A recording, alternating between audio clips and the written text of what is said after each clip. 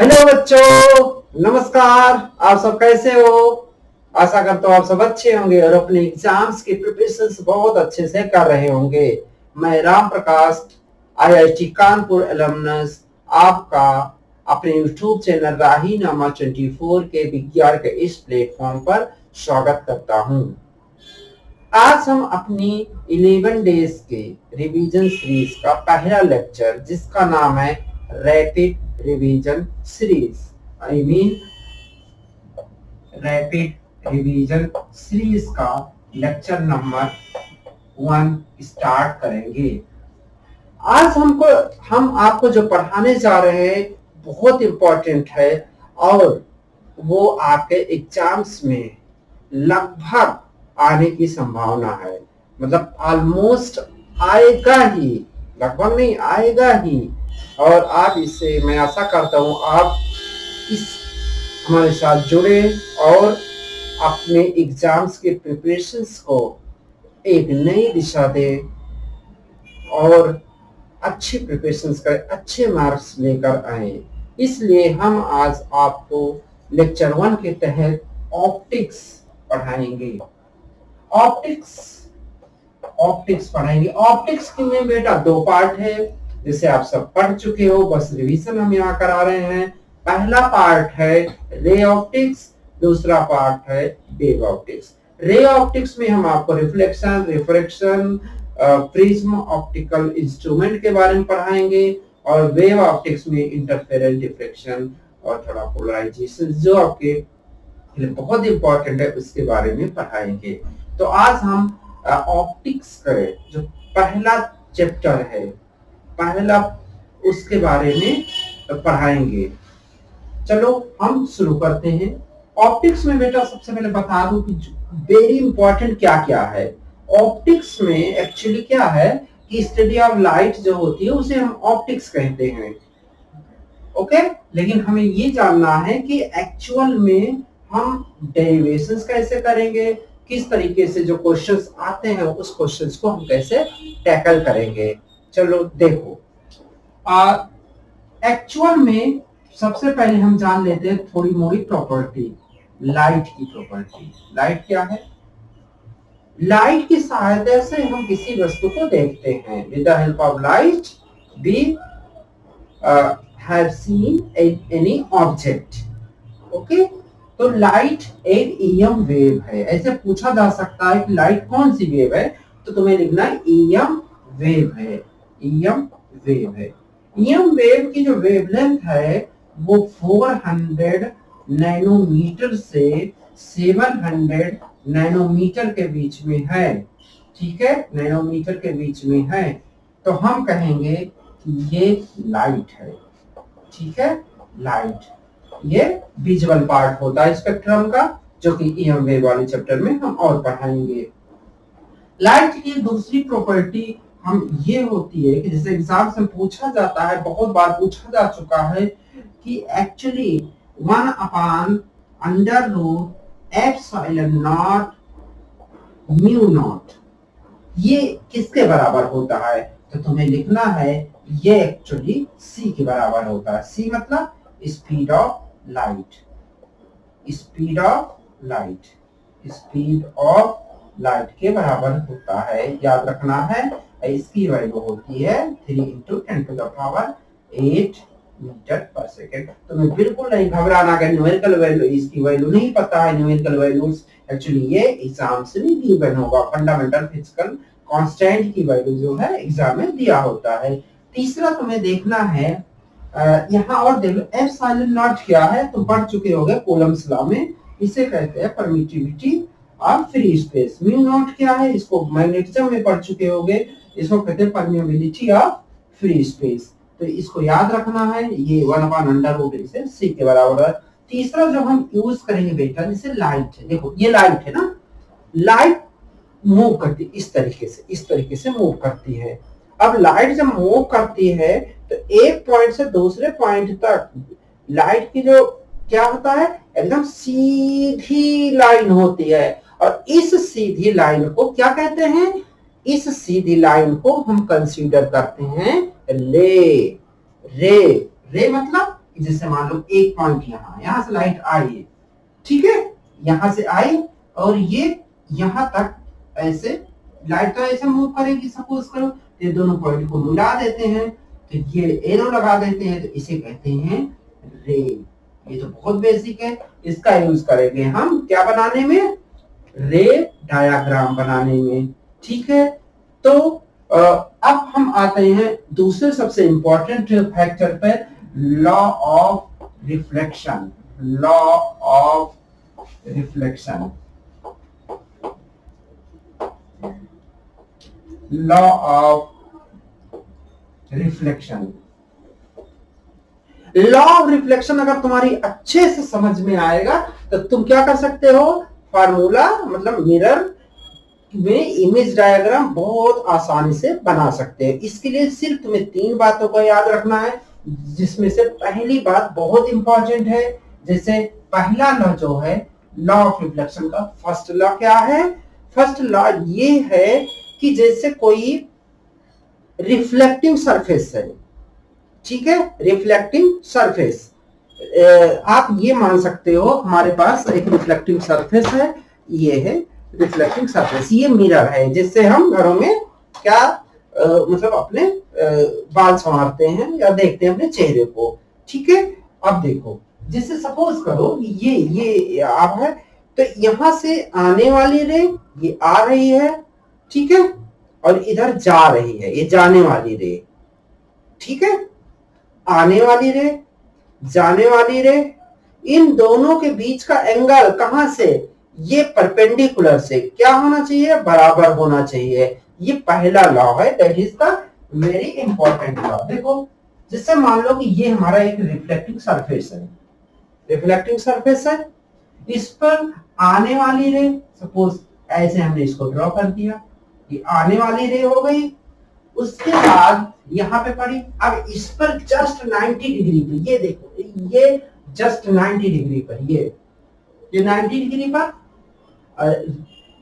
एक हमने line draw किया, इस लाइन को कहते हैं नॉर्मल, इस लाइन को कहते हैं नॉर्मल, बहुत अच्छे से देख लेना। इसे कहते हैं इंसिडेंट लाइट, इंसिडेंट लाइट, और यहां से ये रे ऐसे गई, इसे कहते हैं reflected light,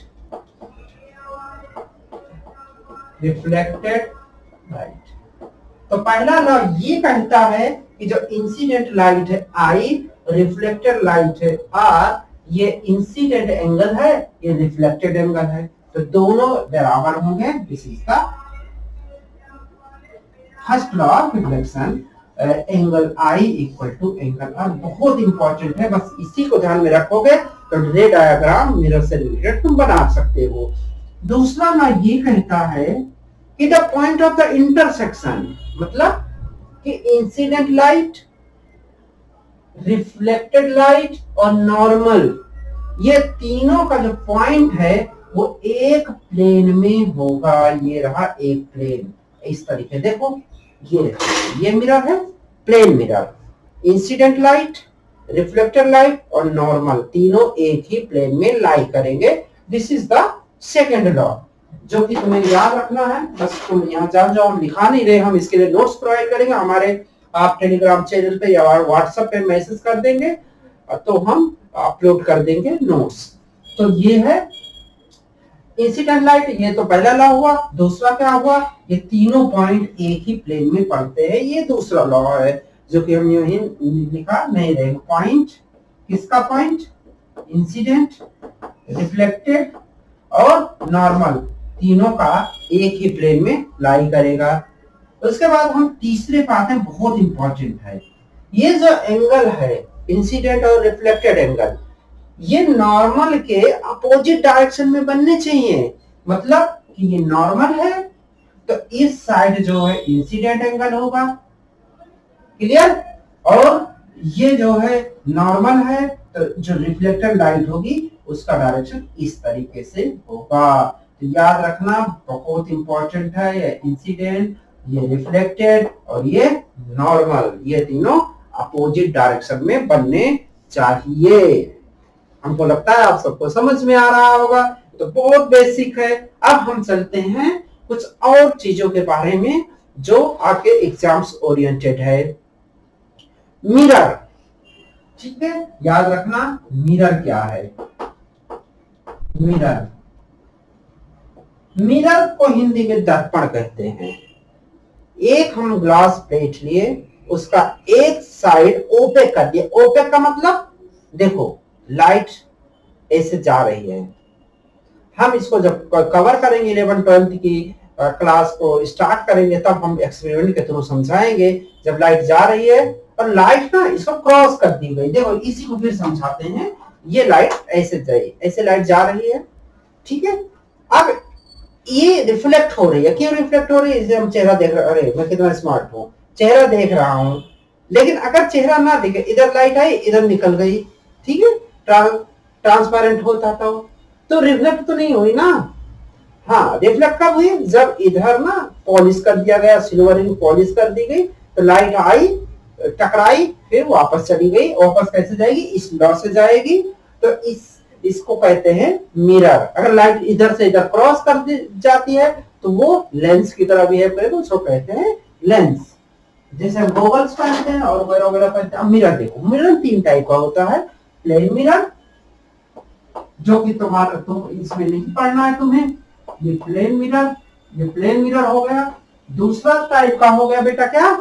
plane mirror convex, convex mirror, ये सेकंड टाइप का मिरर हो गया। और थर्ड टाइप का मिरर हो गया कॉनकेव मिरर।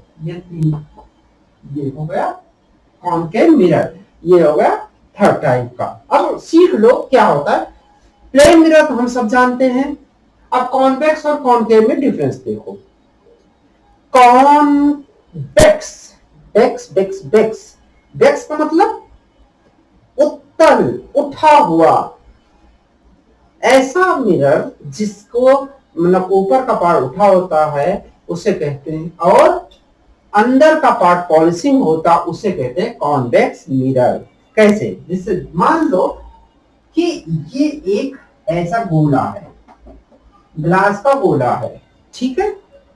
अब हमने क्या किया, ये गोला है तो जानते हो कि गोला है तो ये इसका सेंटर ये होगा, ठीक है, ये सेंटर हमने इसको रख दिया। अब हमने इसके अंदर वाले पार्ट को पॉलिश कर दिया, देख रहे हो, पॉलिश कर दिया, पॉलिश कर दिया। तो पॉलिश जब अंदर वाला पार्ट कर देंगे तो कुछ यहाँ से कट कर दिए, यहाँ से हमने कट कर दिया, इसे पॉलिश करके यहाँ से कट कर दिया। तो ये वाला जो पार्ट है, ये लाइट इधर से जाएगी, इधर से नहीं, इधर से जाएगी, क्योंकि इधर पॉलिश है अंदर की साइड। तो ये जो है हुआ कौन सा मिरर हुआ? ये कॉन्वेक्स, कॉन्वेक्स हुआ। और ये आधा पार्ट जो बचा कुछ इस तरीके से है, तब इसको इधर पॉलिश कर दिया गया और ये क्या बचा? ये बन गया जो है हमारा कॉनकेव, की मतलब होता है गुफा, ये गुफा जैसा है, तो इससे कहते हैं ये कॉनकेव मिरर। बेटा ध्यान से सुनना, इसे कहते हैं कॉनकेव मिरर। ये जो सेंटर है इसका गोले का, जब इसको मतलब मिरर बन गया, मिरर बनने के बाद इस सेंटर का क्या नाम है?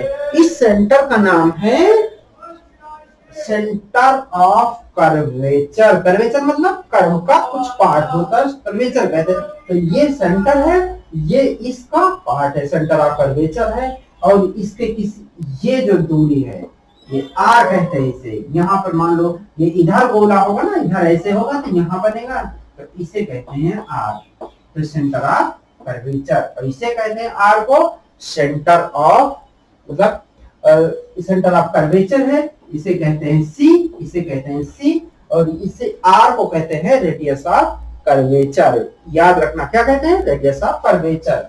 अब देखो, एक्चुअल में तुम अगर मैथ्स के स्टूडेंट हो, तुम्हारा बैकग्राउंड मैथ्स है, तो तुम जानते होगे कि जैसे मान लो कोई सर्कल है, ये सर्कल है, ठीक है, ये सर्कल है। सर्कल से यहाँ सेंटर से यहाँ पर, ठीक है, ये सेंटर है और ये इसका सर्कमफेरेंस है, ये सर्कल है। इस पॉइंट पर अगर हम इसे टेंजेंट ड्रॉ कर दें, ये कितने डिग्री का एंगल बनाता है? 90 डिग्री का एंगल बनाता है। समझ में आया ना? इसका मतलब फिर से समझो, ये मिरर है, ये प्लेन है, नॉर्मल इसमें 90 डिग्री का होगा। देख लो 90 डिग्री का ये कोण दिख रहा है ना, एंगल दिख रहा है तुम्हें, ये हम इसके लेते हैं, ये एंगल दिख रहा है, ये 90 डिग्री का है। क्लियर? वैसे ही यहाँ पर जब तुम ये देख रहे हो, ये इस पॉइंट पर ये जो है नॉर्मल हो गया, मतलब ये प्लेन हो गया, ये नॉर्मल हो गया। मतलब कि स्फेरिकल मिरर में जो इसका रेडियस होता है वो कैसा बिहेव करता है? नॉर्मल की तरह बिहेव करता है। Be careful about that. तो अब हम चलते हैं एक बहुत इंपॉर्टेंट फैक्टर के बीच में कुछ चीजें और तुम्हें बताते हैं, और मुझे आशा है कि आप सबको समझ में आया होगा। आप इसका स्क्रीनशॉट ले लीजिए अच्छे से। और हाँ आप स्क्रीनशॉट ले चुके हैं। अब हम आते हैं अपने दूसरे सेगमेंट पर। दूसरे सेगमेंट में हम आपको पढ़ाएंगे कि डेरिवेशन, किसका डेरिवेशन? मिरर फार्मूले का। और फोकल लेंथ क्या होती है ये सब जानते हो आप सब, क्योंकि रिवीजन सीरीज है, हम जस्ट आपको रिवीजन करा रहे हैं। बस थोड़ा सा आउटलाइन दे करके कि हाँ ठीक है, आपको समझ में आ जाए, चीजें आपको समझ में आ जाए, आपको समझ में चीजें आ जाए। इसके बाद ये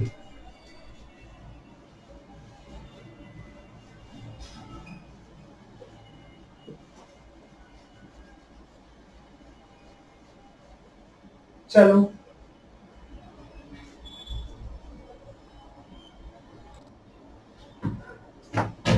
ये बच्चों है डंडा।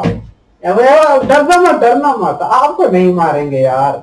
ये डंडा एक्चुअल में मारने के लिए नहीं, हाँ उन लोगों को बहुत पिटाई होगी जो ठीक से पढ़ते नहीं है, लेकिन हाँ इस डंडे से हम आपको कुछ समझाना चाहते हैं।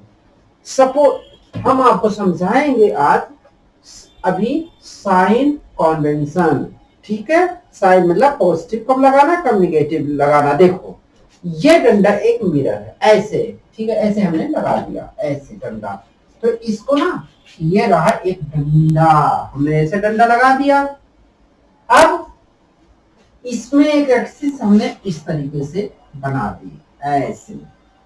अब देखो ये रहा, इधर से लाइट आ रही है, इधर से लाइट आ रही है, एक्चुअली उल्टा। इधर देखो, इधर इधर इधर, ये रहा, इधर से लाइट आ रही है, इधर से ऐसे या ऐसे। तो लाइट देखो ऐसे आ रही है, ऐसे ऐसे ऐसे ऐसे ऐसे, ऐसे, ऐसे, ऐसे लाइट, और ये एक मिरर है, इस पे स्ट्राइक किया, तो ये वाली डायरेक्शन हो गई इंसिडेंट की डायरेक्शन। इससे क्या लेंगे? इससे लेंगे पॉजिटिव। कहां से? देखो ऐसे पहुंचे, ऐसे ऐसे ऐसे यहां पहुंचे, तो यहां पर खड़े हो जाना है यहां से, तो यहां से इधर देखना है, तो आने वाली लाइट को लेना है पॉजिटिव, और इधर जाने वाली लाइट को लेना है निगेटिव। मतलब इधर पॉजिटिव होगा, इधर निगेटिव होगा। तो इस साइड ये इंसिडेंट की डायरेक्शन है, ध्यान रखना, ये इंसिडेंट डायरेक्शन है, इसको लेंगे पॉजिटिव। क्लियर? रिफ्लेक्टेड डायरेक्शन मतलब कि यहां से देख रहे हैं, यहां खड़े हो गए, आने वाली लाइट हुई पॉजिटिव, तो इधर जाने वाली लाइट क्या हो जाएगी? ये हो जाएगी निगेटिव। ऐसा मान सकते हो, समझ में आया ना? आने वाली लाइट पॉजिटिव, जाने वाली लाइट निगेटिव। या दूसरे तरीके से तुम ये भी सोच सकते हो कि जिस जैसे, मतलब हम ऐसे यहां पहुंचे, अब यहां कंफ्यूज मत होना, ऐसे गए, ऐसे यहां पर पहुंच गए, ऐसे खड़े हो गए हम, समझ में ना? ऐसे खड़े हो गए, तो इस साइड लेंगे, ऐसे हम खड़े हो गए, इस साइड लेंगे पॉजिटिव, इस साइड लेंगे निगेटिव। आने वाली लाइट, ये रिफ्लेक्टिंग है इधर सरफेस, और इधर है ये इंसिडेंट, मतलब इधर निगेटिव लेंगे, इधर पॉजिटिव लेंगे। तो ये रहा, देखो यहां पर थोड़ा सा आप सही कर लेना, ये वाली डायरेक्शन लेंगे, कौन सी? इधर ऐसे ऐसे गए गए गए गए यहाँ पर बैठ गए, तो इधर वाली डायरेक्शन सारी की सारी इधर वाली लेंगे निगेटिव, और इधर वाली लेंगे हम, अभी इतना समझो, इधर वाली लेंगे पॉजिटिव। क्लियर? ये वाला, तो ये वाला हम थोड़ा सा इरेज कर देते हैं। याद रखना, बी केयरफुल अबाउट दैट। हम तुम्हें बताते हैं किस तरीके से इमेज बनाते हैं, ठीक है? और ये वाला डायरेक्शन ऊपर वाला लेंगे पॉजिटिव और नीचे वाली डायरेक्शन लेंगे निगेटिव। अभी फिलहाल इतना ही समझिए। समझ में आया? हमको लगता है आप सबको समझ में आ गया होगा, ठीक है? ऐसे के यहाँ खड़े हो गए, इधर वाली डायरेक्शन लेंगे क्या पॉजिटिव, इधर वाली डायरेक्शन लेंगे निगेटिव। प्रिंसिपल एक्सिस पे ऊपर वाली डायरेक्शंस लेंगे पॉजिटिव, नीचे वाली डायरेक्शन लेंगे निगेटिव। अब नेक्स्ट इमेज फॉर्मेशन कैसे करेंगे? इमेज फॉर्मेशन, इमेज फॉर्मेशन करने के लिए कम से कम आपको कितने रे की जरूरत पड़ेगी? 2 रे की जरूरत पड़ेगी इमेज फॉर्मेशन के लिए। कैसे? जिससे मान लो कि हम एक मिरर लेते हैं। कौन सा मिरर लिए? ये कौन सा मिरर है? कॉन्वेक्स या कॉनकेव? अभी नहीं बता सकते इसे, कब कब बताएंगे? जब हमने इधर की साइड पॉलिश कर दिया। तो ये जो ये धंसा हुआ सरफेस है, अगर ये पॉलिश नहीं है, उठा हुआ सरफेस पॉलिश है, तो इससे क्या, कौन सा मिरर कहते हैं? इससे कहते हैं कॉनकेव मिरर, ठीक है? दूसरी तरफ अगर ये इस तरीके से है और अंदर की तरफ जो धंसा हुआ पार्ट है उस पे हमने पॉलिश कर दिया, इसे कहते हैं कॉन्वेक्स मिरर, ठीक है? ये कॉन्वेक्स मिरर है। तो कैसे? हम ऐसे उठाएंगे स्केल, ऐसे स्केल उठाए। अब हमने इसको पहले प्रिंसिपल एक्सिस को ड्रॉ किया, ये प्रिंसिपल एक्सिस को हमने ड्रॉ कर दिया। अब जब प्रिंसिपल एक्सिस ड्रॉ हो गया, दोनों में प्रिंसिपल एक्सिस को ड्रॉ कर दिया। ये बहुत इंपॉर्टेंट है, तुम्हें एग्जाम्स के लिए ध्यान रखना है। हमने इसको प्रिंसिपल एक्सिस ऐसे ड्रॉ कर दिया, ओके? अब ये प्रिंसिपल एक्सिस ड्रॉ हो गया। अब देखो, एक्चुअली ये किसी गोले का भाग रहा होगा, ध्यान से सुनना। ये इस तरीके से गोला बना रहा होगा, ऐसे ये किसी गोले का पार्ट रहा होगा। अब हमने क्या किया, उस गोले का इतना पार्ट ले लिया, इधर पॉलिश कर दिया, ये बन गया कॉनकेव मिरर। तो ये जिस गोले का ऐसे एक गोला बनेगा, ऐसे सीधा, ऐसे ऐसा गोल गोल गोल गोल गोल गोल गोल गोल गोल गोल गोल, और इसका ये वाला जो पॉइंट होगा, जिसको सेंटर हमने बोला था, इसे कहेंगे सेंटर ऑफ, क्या कहेंगे? Centre of curvature. और ये जो जा रहे हैं ना, इसके सबसे मोटे वाले कर्वेचर यहां से पॉइंट से, इससे क्या कहेंगे? प्रिंसिपल एक्सिस कहेंगे। इस पॉइंट को कहेंगे पोल। याद रखना, इस पॉइंट को कहेंगे पोल। अब पहली रे, मान लो ऑब्जेक्ट बहुत दूर है, तो ये कैसे जाएगी रे? ऐसे जाएगी बेटा, इस तरीके से ले जाएगी। इस तरीके से जाने के बाद जब इस पर इंसिडेंट हुई, ध्यान देना, इस पॉइंट को हमने रख लिया M।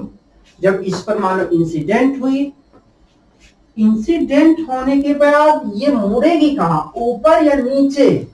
तो हमने लॉ ऑफ रिफ्लेक्शन में पढ़ा है कि इंसिडेंट रे नॉर्मल से जितना कोण बनाती है, एंगल बनाती है, उतना ही एंगल रिफ्लेक्टेड रे नॉर्मल से बनाएगी। याद रखना। तो अब नॉर्मल कैसे खींची? ये गोल गोल है, तो नॉर्मल खींचने के लिए हमने क्या बोला था? हमने बोला था एक सर्कल है, गोल गोल गोल गोल, इस तरीके से एक सर्कल है। सर्कल की ये रेडियस है और ये टेंजेंट है। तो रेडियस जो होती है ना, वही नॉर्मल है। तो ये गोला रहा होगा, इसकी रेडियस इस पॉइंट पर हम ऐसे ड्रॉ करेंगे, ठीक है? तो इसे क्या कहते हैं? इसे कहते हैं नॉर्मल। याद रखना, ये है नॉर्मल, ओके? अब यहां से जितने एंगल पर ये आई, सपोज करो ये एंगल थीटा पर आई, तो इतने ही एंगल से ये यहां से जाएगी। याद रखना। ओके, तो ये है रिफ्लेक्टेड रे और ये भी एंगल होगा थीटा।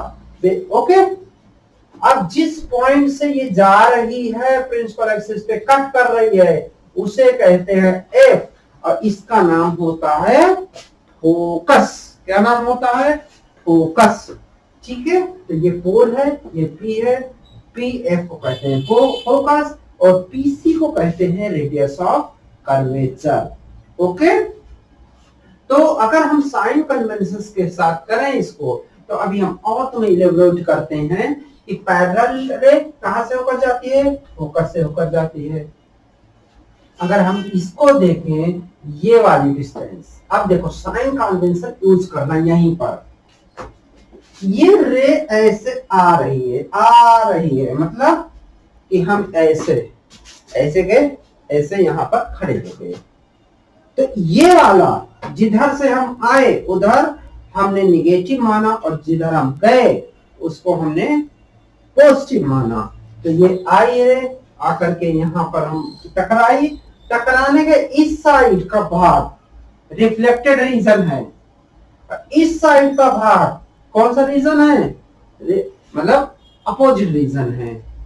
तो यहां अभी हम इसी बात करते हैं। तो ये C से P तक की दूरी को कहते हैं R। अगर हम साइन कन्वेंशन यूज करें इसे कहेंगे -R। और ये रे जहां टकराने के बाद जिस पॉइंट से गई पैरेलल रे उसे कहते हैं फोकस। और ये इस साइड है तो इसे साइन कन्वेंशन में -F लिख सकते हो। आया समझ में?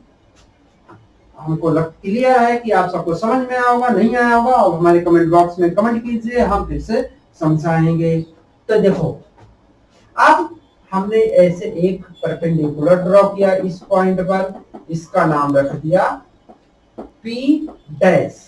ओके, जरा सोचो, ये एंगल थीटा है तो ये एंगल कितना होगा? मतलब कि जैसे एक पैरेलल लाइन दूसरी पैरेलल लाइन, इसको एक ट्रांसवर्स लाइन इंटरसेक्ट करती है।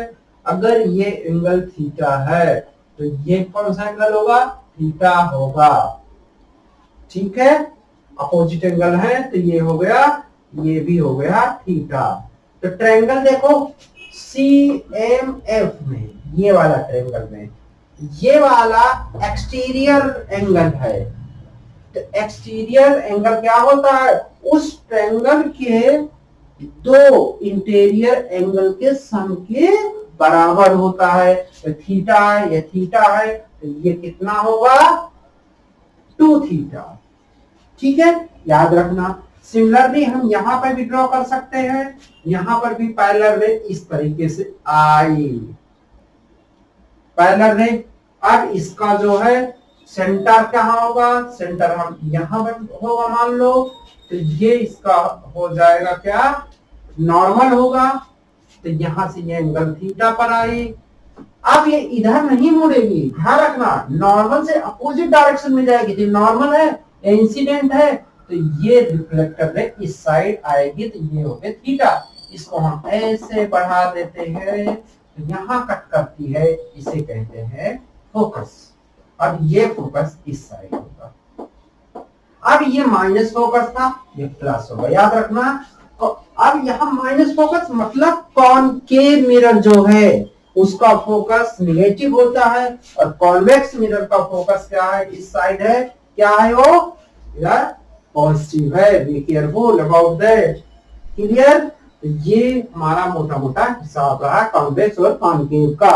अब हम एक डेरिवेशंस करते हैं जो आपको बहुत इंपॉर्टेंट है और ये डेरिवेशन एग्जाम्स में आने की संभावना है।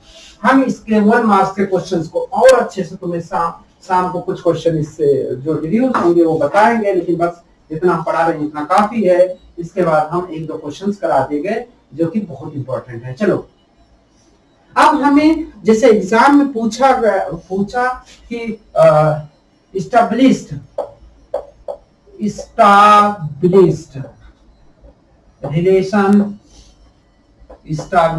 relation between किसमें? F एंड आर, ऐसा पूछ सकता है। फोकल लेंथ और रेडियस ऑफ कर्वेचर में रिलेशन बताओ, या ऐसा, अथवा ऐसा भी पूछ सकता है कि रिड्यूस या ड्राइव, ऐसे भी पूछ सकता है ड्राइव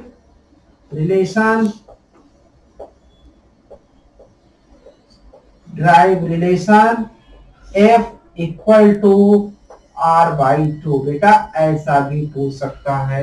तो हम कैसे ड्राइव करेंगे, देखो अब यहां पर लिखोगे, क्या लिखोगे, सॉल्यूशन, ठीक है, यहां पे लिखोगे सॉल्यूशन। अब देखो कैसे ड्राइव करेंगे हम, देखो यहां पर बहुत कुछ नहीं करना है तुम्हें, तो यहां से देख लो कि हम पहले एक ट्रायंगल लेते हैं, कौन सा, CMP, ये देखो इसको यहां से कट कर लेते हैं, ऐसे है, देख लो, देखना इस तरीके से, ठीक है, इस तरीके से, यहां पर है C, यहां पर M, यहां पर है P डैश, और ये एंगल कितना है बेटा, ये एंगल है थीटा, और ये दूरी कितनी है, ये दूरी है CP डैश। CP डैश का मतलब ये R-R, जो भी कहो, अभी CP डैश लिखते हैं। तो इसमें जो होगा tan theta, tan theta equal to कितना होगा, tan थीटा क्या होता है, परपेंडिकुलर अपॉन बेस होता है, तो ये हो गया MP डैश, ये परपेंडिकुलर और ये बेस हुआ, इसे कहते हैं CP डैश। क्या कहते हैं इसे, क्या कहते हैं, सो गए भाइयों, इसे कहते हैं CP dash, common projector, common people कहते हैं CP dash, MP dash upon CP dash, this is tan theta. इसे हमने ऐसे लिखा इक्वेशन 1।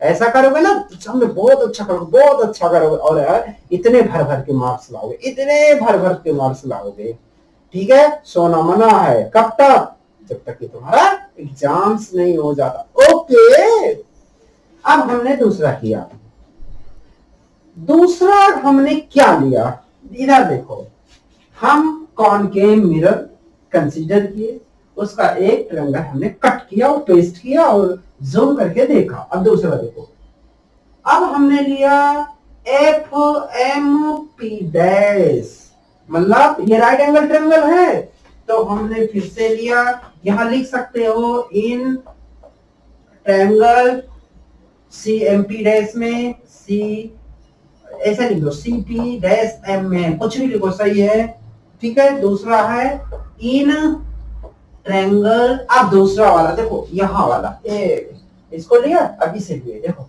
FP डैश और M, या MP डैश F में, MP डैश F में, ठीक है। तो इसमें देखो, इसमें कुछ इस तरीके से बना है ना, ऐसे छोटा सा बन रहा है, ये एंगल है 2 थीटा, ये वाला है कितना, ये है F, ये जो कट कर रहा है, ये है M, ये है P डैश। तो यहां से हुआ फिर से वही पुराना वाला कहानी, मेरी कहानी बहुत पुरानी, लेकिन हम नए तरीके से आपको समझाएंगे, पुराना वाला गया, आउटडेटेड। तो ये हो गया tan 2 थीटा, क्या हुआ, tan 2 theta equal to MP dash, MP member of parliament, लेकिन डैश लग गया ना, थोड़ा सा विचारों को दिक्कत हो गई, MP dash upon FP dash. ये हुआ इक्वेशन 2। क्या हुआ, इक्वेशन 2। नाउ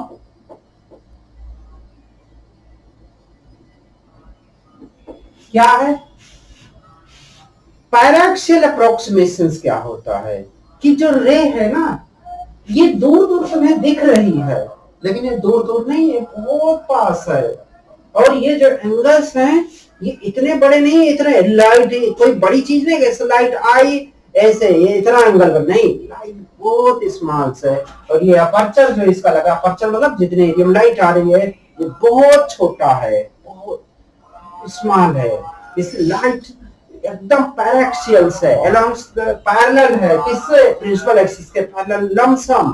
तो इन पैराक्सियल अप्रोक्सीमेशन, पैराक्सियल अप्रोक्सीमेशंस में, पैराक्सियल अप्रोक्सीमेशंस, पैराक्सियल अप्रोक्सीमेशन में क्या होगा, पैराक्सियल अप्रोक्सीमेशंस में tan थीटा, ये हो गया थीटा के लमसम, और ये हो गया tan 2 थीटा, ये लमसम 2 थीटा। इन दोनों से ये निकला, देखो कि tan मतलब tan 2 theta equal to 2 tan theta, ये निकला। अब देखो tan थीटा और tan 2 theta, tan 2 theta mp dash upon fp dash, ये हो गया mp dash upon fp dash equal to equation number 2, equation number 1 mp dash upon cp dash, तो ये हो गया mp dash upon cp dash, ठीक है। ये cp डैश, ये यहां से गया कैंसिल हो गया, अब ये इक्वल टू बचा कितने के, 1 अपॉन fp डैश, ठीक है। ये 2 भी आएगा यहाँ पे 2 फैक्टर आएगा, इक्वल टू हो गया 2 1 अपॉन cp डैश। ये इंप्लाइज करेगा, देखना ध्यान से, क्या इंप्लाइज करेगा, 1 upon fp dash, fp dash. Approximation हमने लिया कौन सा, पैराक्सियल अप्रोक्सीमेशन, ठीक है। ये है यहाँ पैराक्सियल अप्रोक्सीमेशन है, और इसमें क्या होगा, p equal to p dash p होगा, क्योंकि बहुत पतला, बहुत पास पॉइंट्स है। तो ये fp dash equal to fp के बराबर, तो ये हुआ 1 upon minus f equal to 2 upon minus r। Okay, तो ये देखो यहां से लिख सकते हो, ये वाला जो है ये यहां से लिख सकते हो, इस पॉइंट पर क्या लिख सकते हो, ये लिख सकते हैं 1 upon f equal to 2 upon r, या कितना होगा, f इनवर्स कर दो इसका r/2, इसका मतलब हुआ focal length equal to radius of curvature upon 2, focal length equal to radius of curvature upon 2। तो बच्चों हमने यहाँ आपको क्या बताया, क्या पढ़ाया, क्या समझाया, यहाँ आपको पढ़ाया, बताया, समझाया क्या, कि जो फोकल लेंथ है वो रेडियस ऑफ कर्वेचर की आधी होती है, किसमें, मिरर में, ठीक है। ये देखो, ये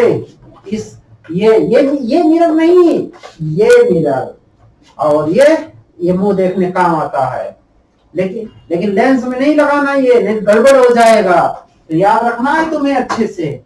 इसलिए मैं राम प्रकाश आप सबसे यही विदा लेता हूं, अगले पार्ट में हम मिरर फार्मूला पढ़ाएंगे, ठीक है, मिरर फार्मूला और मैग्निफिकेशन लेक्चर 2 में। इसलिए थैंक यू, धन्यवाद। और एक बार हमारे चैनल को लाइक और सब्सक्राइब कीजिए और हमसे जुड़िए। हम तुम्हें फिजिक्स इतना आसानी से पढ़ाएंगे, इतने आसान भाषा में पढ़ाएंगे, इतने आसान भाषा में पढ़ाएंगे कि तुमको मतलब बहुत मजा आएगा, बहुत मजा आएगा। इसलिए bye bye, take care yourself and happy journey towards your exams.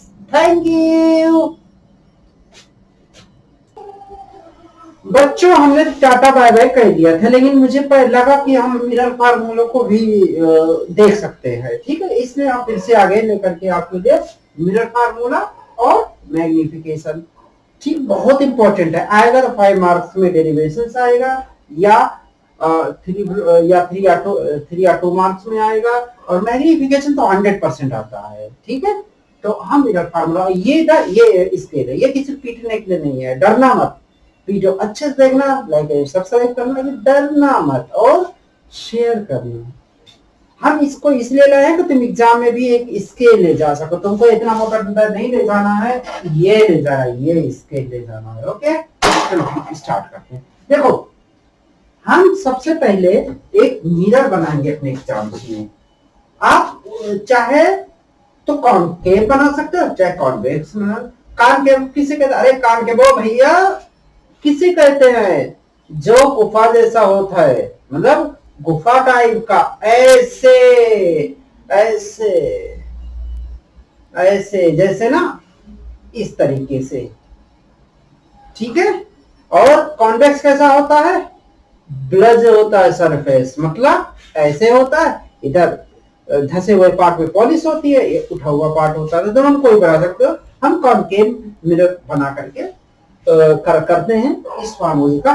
क्या करते हैं? डेरिवेशन करते हैं। देखो, हमने सबसे पहले बनाया ऐसे, इस तरीके से एक क्या बना है? मिरर। कौन मिरर होगा? कॉनकेव या कॉन्वेक्स? अरे गुरुजी, अभी क्या पता, हमारे दोस्त लोग हमें गुरुजी कहते हैं, इसलिए आप भी मुझे गुरुजी बोल सकते हो। तो हमने पहले एक इस तरीके का मिरर बनाया। अभी मिरर नहीं कहा जाएगा, कब कहा जाएगा? ये जब हमने इसको पॉलिश कर दिया, ऐसे पॉलिश कर दिया इस साइड सिल्वर। तो ये हो गया कौन सा मिरर? कॉनकेव मिरर हुआ। ओके, अब थोड़ा सा हम हट जाते हैं और हट करके हमने स्केल लगाया और इस स्केल में हमने बनाया अपना, क्या बनाया बेटा? ये बनाया प्रिंसिपल एक्सिस। ये हो गया प्रिंसिपल एक्सिस। अब हमने क्या किया? यहाँ पर फोकस ऐसे बनाना है एग्जाम में, ऐसे फोकस जितनी दूर ये है 10 सेंटीमीटर, तो इतना 10 सेंटीमीटर लेकर के यहाँ पर सी को क्या कहते हैं? क्या कहते हैं सी को? सेंटर ऑफ कर्वेचर कहते हैं। अब हमने एक ऑब्जेक्ट, ऐसा ऑब्जेक्ट रखा, सपोज करो यहाँ ऑब्जेक्ट रखा इस तरीके से, ठीक है। ये वाला थोड़ा सा हम और बड़ा कर दिए, यहाँ पर रखा हमने एक ऑब्जेक्ट, ऐसे ऑब्जेक्ट रखा। सपोज करो ये ए है और ये पॉइंट बी है। हमने तो आपको क्या बताया था? आपको हमने बताया था कि इमेज बनाने के लिए कम से कम कितनी, 2 रे तो जरूरत है, और 3 कर लो तो बहुत मजा आ जाएगा। लेकिन हम चलो यहाँ बताते हैं कि पहली रे जानते हो कि यहीं से पैरेलल जाएगी। जैसे पैरेलल खींचो रे, पैरेलल खींचो रे, रे मतलब रे, किरणों को खींचो, रेस को खींचो, पैरेलल रेस खींचा, यहाँ पर मिरर पर टकराई बेटा, ठीक है। मुड़ेगी कैसे? मुड़ेगी यहाँ से ऐसे, ये हो गया नॉर्मल, ये है नॉर्मल, ये देखो ऐसे ऐसे नॉर्मल हमने, ठीक है। इसको थोड़ा सा सीधा कर देते हैं इससे, तुमको भी ऐसे करना है, ऐसे उठाए और यहाँ से ऐसे, ये हो गया नॉर्मल, ये नॉर्मल हो गया। अब जितने एंगल पर ये रे आई, इतनी एंगल पर ये रे यहाँ से जाएगी। अब ये कहां से पास होगी? ये से। कहां से पास होगी? एफ से। तो ये हो गई पहली रे, ठीक है। दूसरी रे हमने ऐसे किया, देखना ऐसे। दूसरी रे हम ये से यहां से गई, अगर यहां पर पड़ेगी, नॉर्मल पर पड़ेगी, ऐसे ऐसे सीधा बनाओ, नॉर्मल पर पड़ी, देखो इस तरीके से हमने दूसरी रे यहाँ नॉर्मल से खींचा, इस तरीके से, तो ऐसे नॉर्मल पे पड़ी, ठीक है। यहाँ पर पड़ी, नॉर्मल पे पड़ी, ऐसे गई और वैसे वापस आ गई। कैसे? जिससे देखो ये है मिरर और इस पर ना रे ऐसे परपेंडिकुलर पड़ती है, परपेंडिकुलर वापस लौट जाती है। तो ऐसे रे पड़ेगी तो ऐसे इसी रास्ते से वापस लौट आए, ठीक है। दूसरी रे, एक हो गया, 2 हो गया। तीसरी रे सपोज करो पोल पर पड़ती है, तो पोल पर ऐसे पड़ी, देखना ध्यान से सुनना, कि ऐसे पड़ी, ऐसे, और लौटी कैसे? लौटेगी जितने एंगल पर जाएगी उतने एंगल पर यहां से लौटेगी, ये ऐसे। जाएगी, ठीक है। और ये तीनों यहाँ पर कट कर रही है, और जहां पर तीनों कट कर रही है वहां पर बन गया इसे कहते हैं इमेज। ये हो जाएगा बी डैश और ये हो गया ए डैश, ये हो गया इमेज। ये वाला ए बी ऑब्जेक्ट यहां लिख सकते हो, A B equal to object, object height कितनी है इसकी, हाइट लिख लो h, और जो है ए डैश बी डैश, इसे क्या कहते हैं, इसे कहते हैं इमेज, इमेज। और ये हाइट क्या हो गया, h डैश, ये हो गया हाइट। ऑब्जेक्ट यहां रखा है और ये पॉइंट क्या है, पोल। तो ऑब्जेक्ट से पोल तक की दूरी याद रखना, इसे क्या करना, ऑब्जेक्ट की पोल तक की दूरी। ये हम चाहे दिखे ना दिखे, लेकिन तुमको क्वेश्चन ये डेरिवेशन आना चाहिए। इसे कहेंगे ए, और ये पोल के रिफ्लेक्टेड वाली डायरेक्शन में है, पोल के रिफ्लेक्टेड वाली डायरेक्शन में है, इसलिए इसे लिखेंगे निगेटिव। क्या लिखेंगे इसे, निगेटिव। बी डैश से पी तक की दूरी, इमेज तक की दूरी को, अब ये रिफ्लेक्टेड डायरेक्शन में है तो इसे लिखेंगे हम बी, और ये भी होगा माइनस के साथ। और यहां सी तक की दूरी रेडियस ऑफ कर्वेचर है तो इससे भी रिफ्लेक्टेड डायरेक्शन में आर लिखेंगे।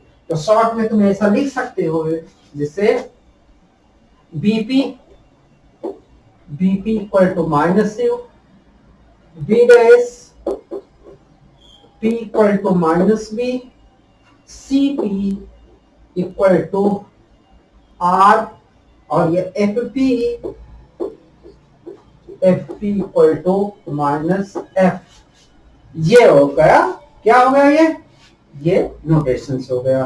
अब हम स्टार्ट करते हैं कि अगला अपना पोर्शन एक्चुअली किस तरीके से हमें सॉल्व करना, किस तरीके से हमें ड्राइव करना है। तो सबसे पहले तुम्हें कौन सा ट्रायंगल चूज करना है, ध्यान से देखो।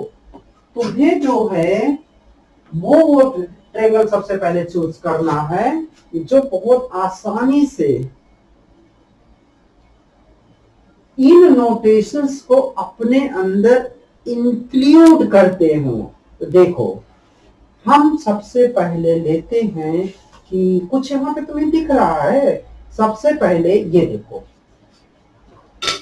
एक है हमारे पास ये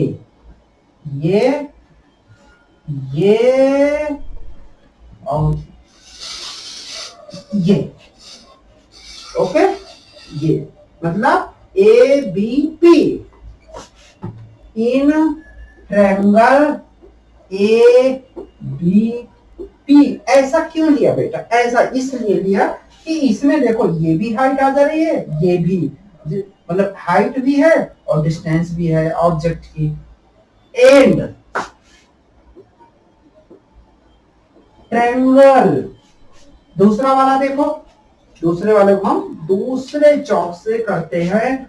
ये और ये B dash P A dash, या A dash B dash P, ठीक है। अब इसमें देखो, इसमें जो है ये जो है ये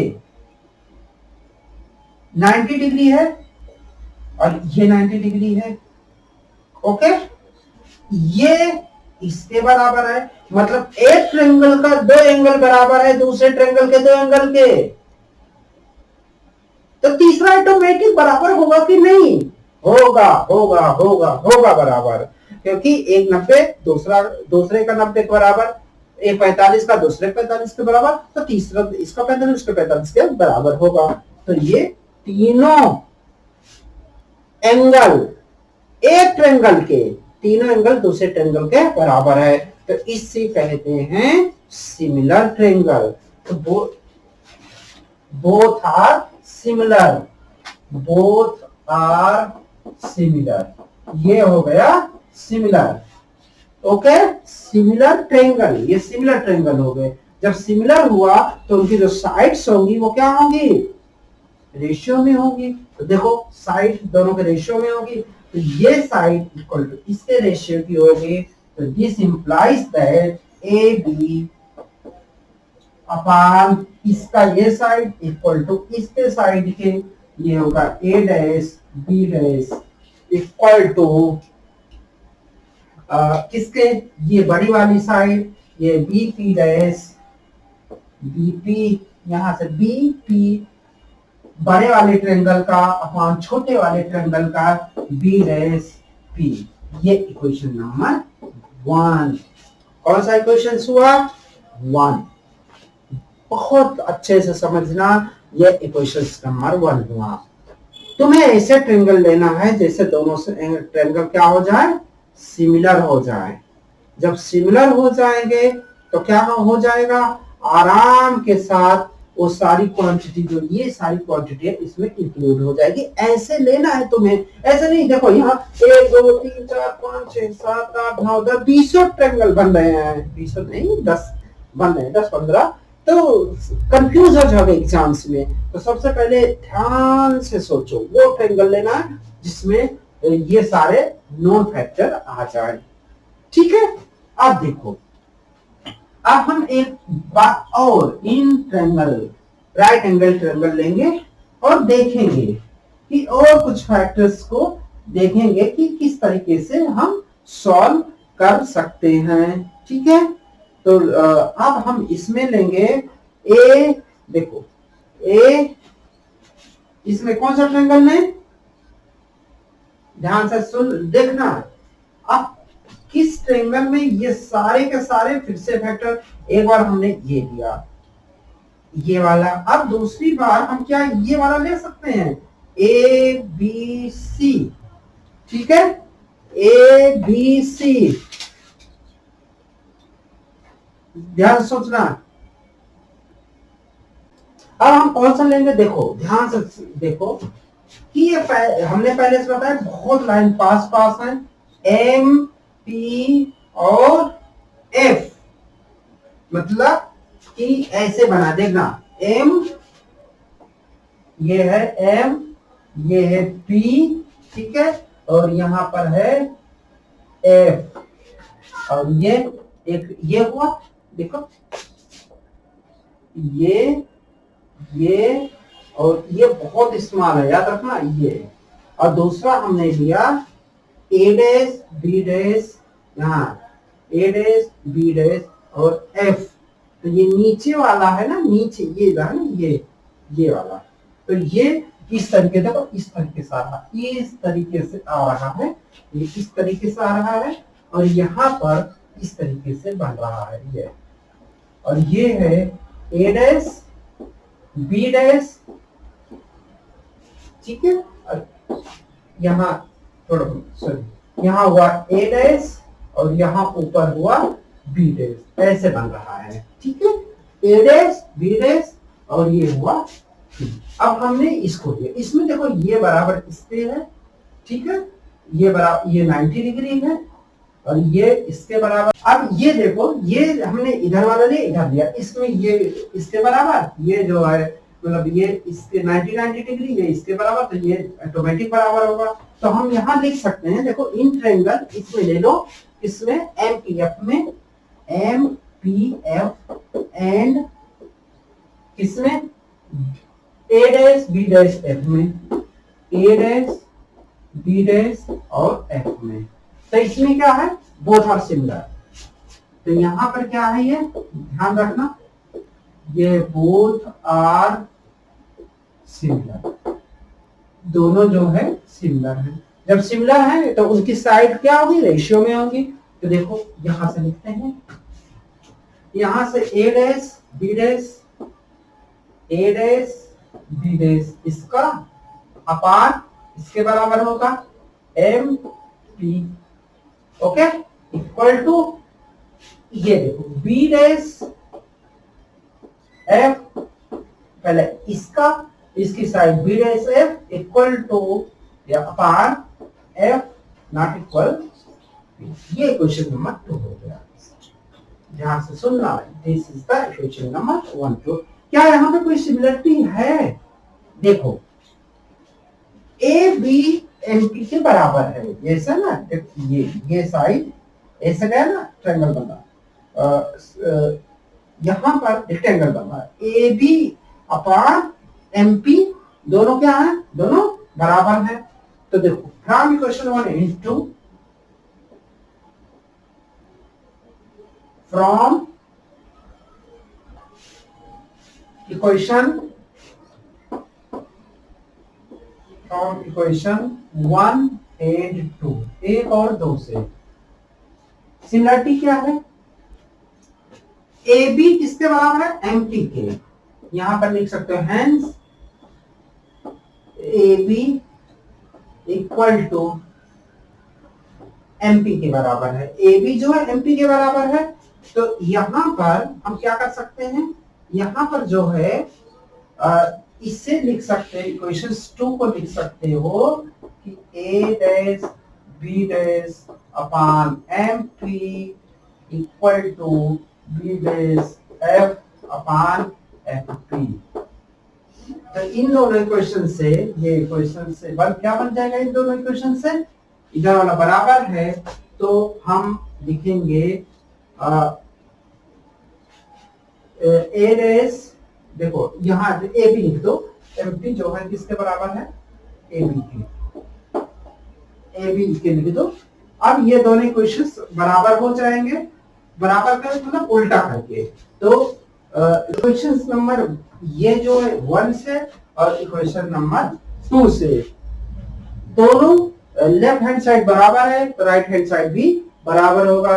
तो हम लिखेंगे V P upon B dash P.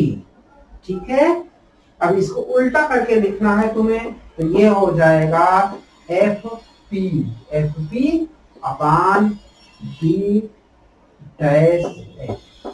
ये इक्वेशन हो गया। यहां से और समराइज कर लेते हैं, जो बीपी है वहां से देखो, ये बीपी यहां से यहां पड़ता है। ठीक है, ये किसके बराबर है? माइनस यू के। एफ पी का मतलब यहां से यहां तक, ये फोकस के बराबर है। बी डैश पी ये इमेज के बराबर है, और बी डैश एफ ये थोड़ा सा वो कर रहा है, ये किसी भी क्वांटिटी के इसमें बराबर नहीं है, तो हम इसको सेट करेंगे। तो इसको लिख सकते हो, यहां पर लिख दे, नहीं यहां पर लिख देते हैं। यहां पर देखो, यहां पर बी पी अपान ये हो जाएगा B dash P equal to F P upon B dash F. B dash F इतना इक्वल टू कितना होगा? इतने में से हम इतना घटा दें, तो ये बी डैश पी, यहां लिख सकते हो बी डैश पी माइनस कितना? F P. ये लिख दो एफ पी, ये वाली क्वांटिटी ये बन गई। ये इक्वेशन नंबर हो गई 3rd। अब inserting the value of all this constant, ये कांस्टेंट की वैल्यू तुम्हें रखनी है। तो हम थोड़ा इरेज करते हैं, उसके बाद आगे का ये वैल्यू रखते हैं। हाँ बेटा, वो इक्वेशन नंबर 3rd देखो, इक्वेशन 3rd में बीपी किसके बराबर है? माइनस क्यू के बराबर है। इक्वेशन नंबर 3rd उधर देखते रहे ध्यान से। और अपान बी डैश पी किसके बराबर है? माइनस बी के बराबर है। इक्वल टू ये किसके बराबर है? सी पी, मतलब सी पी कितने बराबर है? आर के बराबर है। एफ पी कितने बराबर है? माइनस किसके बराबर है? ये एफ पी किसके बराबर है? ये माइनस एफ के बराबर है। तो नीचे देखो बी डैश पी किसके बराबर है? माइनस बी के बराबर है। और एफ पी कितने बराबर है? माइनस एफ के बराबर है। तो इसे सॉल्व करेंगे, देखो ये माइनस माइनस प्लस हो गया, तो ये हो जाएगा minus U B plus U F equal to ये हो जाएगा वी एफ। ये हुआ, और समझ में आया तुम्हारे? ये माइनस है तो यहाँ माइनस लगा देंगे, ये हुआ। अब हम क्या करेंगे, अब प्लस प्लस एक तरफ, माइनस माइनस एक तरफ, तो ये क्यू एफ ऐसे लिखे रहने दो, प्लस कर दो, ये है माइनस है, इधर लाओगे प्लस हो जाएगा, ये हो जाएगा बी एफ हो जाएगा, इक्वल टू ये हो जाएगा यू बी हो जाएगा। और समझ में आया नहीं? हाँ समझ में आ गया होगा। अब हम क्या करते हैं, हम दोनों साइड जो है हम डिवाइड कर देते हैं। किससे? किस किस फैक्टर से डिवाइड करेंगे? यू वी एफ से। तो डिवाइडिंग, ये हो गया dividing both side, dividing both side किससे? यू वी एफ से, इससे डिवाइड कर दो दोनों साइड। तो डिवाइड करोगे, देखो यहाँ डिवाइड कर दो, तो ये हो गया कितना? यू एफ, ये हो गया यू एफ, ये U F upon U B F, plus यहाँ से हो गया बी एफ, और ये कितना हो गया? U V F, equal to इधर कितना हो जाएगा? इधर होगा U V upon U V F, ये इक्वल टू इंप्लाइज करेगा, देखो यू एफ यहाँ से कैंसिल, यहाँ से कैंसिल, ये हो गया 1 अपॉन वी, प्लस यहाँ से जो है बी से बी कैंसिल, एफ से cancel, 1 upon U equal to हो गया 1 अपॉन एफ, क्योंकि इनसे ये कैंसिल आउट हो जाएगा। ये बेटा कहते हैं, इसे क्या कहते हैं? मिरर फार्मूला, इसे कहते हैं मिरर फार्मूला, ठीक है, याद रखना। इन अदर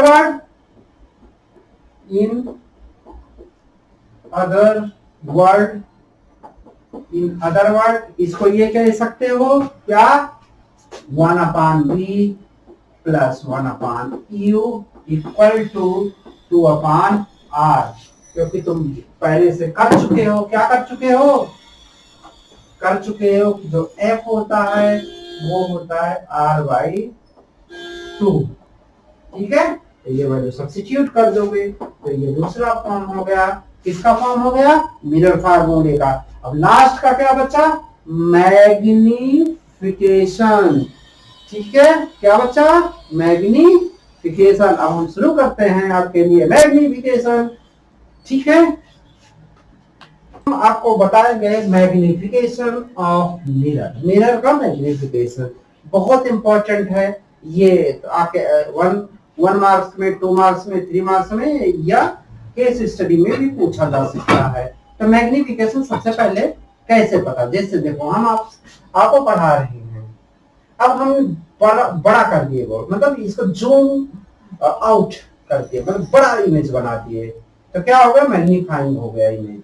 तो इसका क्या मतलब हुआ कि मैग्निफिकेशन एम का मतलब हुआ कि साइज जो ऑब्जेक्ट की है और इमेज की है, मतलब size of image relative to object. तो ये हो गया कितना? मैग्निफिकेशन का मतलब size of object, size of object, और ये हुआ साइज ऑफ इमेज, ये हुआ मैग्निफिकेशन। और ये देखो साइज ऑफ ऑब्जेक्ट क्या है यहाँ पर? ये है h, और यहाँ पर क्या है?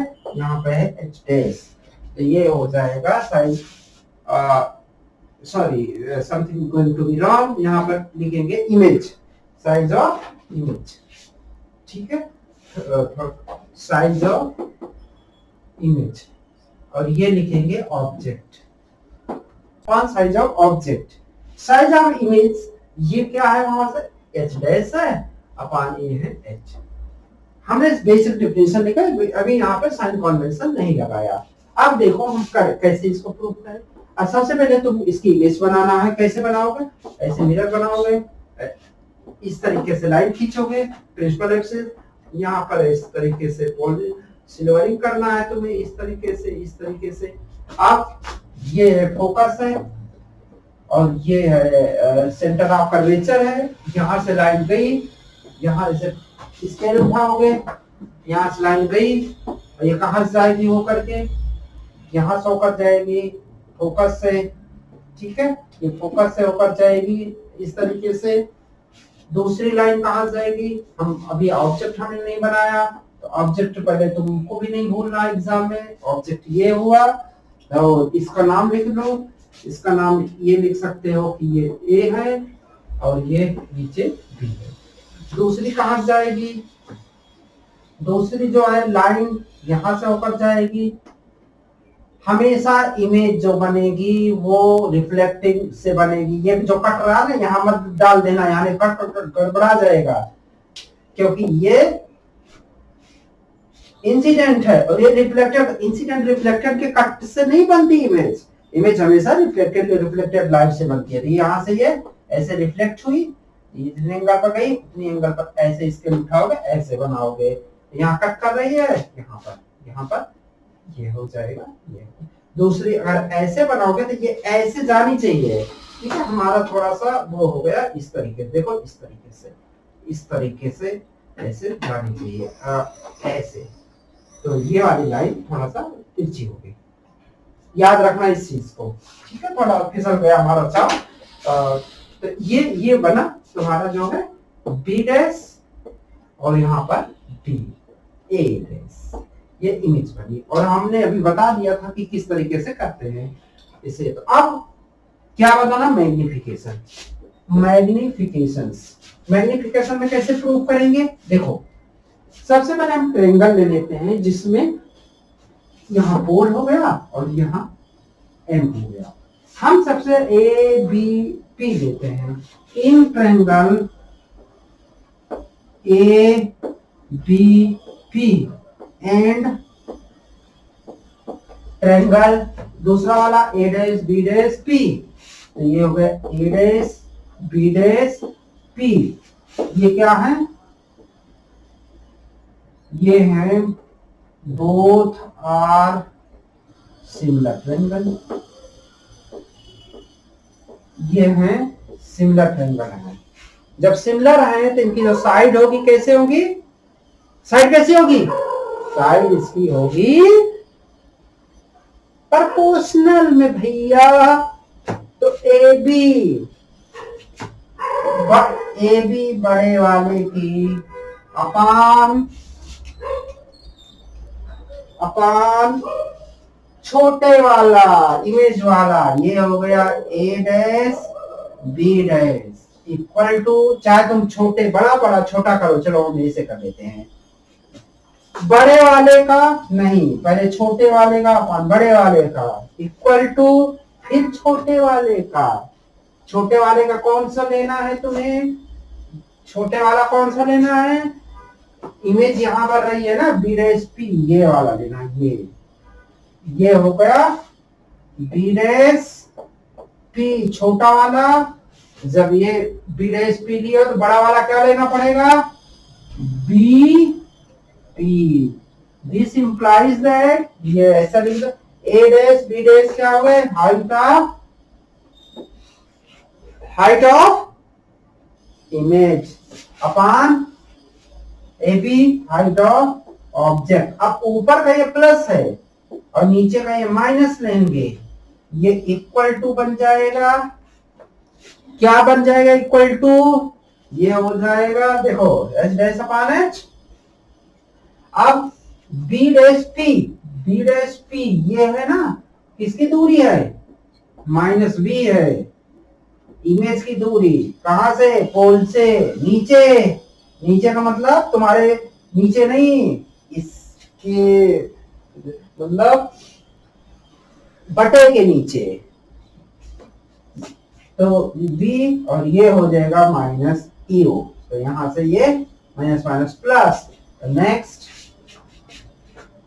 h डैश अपॉन h, देखो यहां से ये माइनस, यहाँ हो गया b अपॉन u। अगली लाइन में h dash upon h equal to minus b upon u। ये किसके बराबर है? m के बराबर। ये क्या बना? मैग्निफिकेशन। तो m equal to h upon h equal to minus v upon u। Magnification of, इसे कहते हैं मैग्निफिकेशन ऑफ क्या? मिरर। इसके बाद ये प्रूफ हुआ। हमने आपको क्या क्या बताया? हमने आपको मिरर फार्मूला बताया, मैग्निफिकेशन बताया और प्रूफ कराया। और मुझे आशा है आपको अच्छा लगेगा। तब भी कोई भी डाउट है आप हमारे व्हाट्सएप पे भेजिए मैसेज, टेलीग्राम पर भेजिए या कमेंट बॉक्स में लिखिए। हम आपके सारे डाउट्स को क्लियर करेंगे। मैं राम प्रकाश इसी के साथ आपके लिए से विदा लेता हूँ। कल हम दूसरे लेक्चर के साथ हाजिर होंगे। जो हमने रिफ्लेक्शन पढ़ा दिया, अब आप क्या पढ़ाएंगे? रिफ्रैक्शन, फिर ऑप्टिकल इंस्ट्रूमेंट, ये फिनिश, फिर हम वेव ऑप्टिक्स फिनिश, फिर एटम वाला चैप्टर फिनिश, न्यूक्लियस वाला chapter finish, optical devices finish, sorry electronic devices finish. फिर हम पहले बुक पर आएंगे और आपको आशा करता हूँ आपको ये पसंद आया होगा। आपको हम होमवर्क देखते हैं। अब ये होमवर्क जो है एनसीईआरटी का एग्जाम्पल 9.3, ठीक है, इसे जो है सॉल्व कर लेना। और साथ में एक और न्यूमेरिकल से 9.4 और 9.3 ये आप सॉल्व कर लेना, बहुत जरूरी है। Okay, bye, thank you. चलो, आशा करता हूँ आप सबको समझ में आएगा। Okay, thank you.